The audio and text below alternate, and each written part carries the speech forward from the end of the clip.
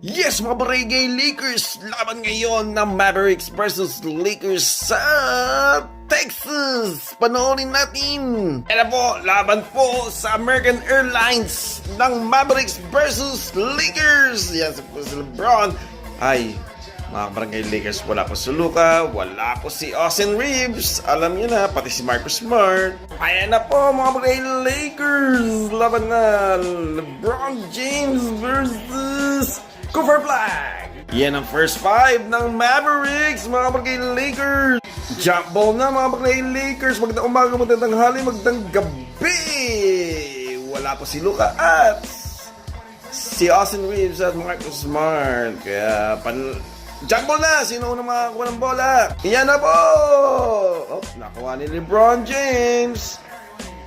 Salamat po sa mga bagong followers. At like and share, comment!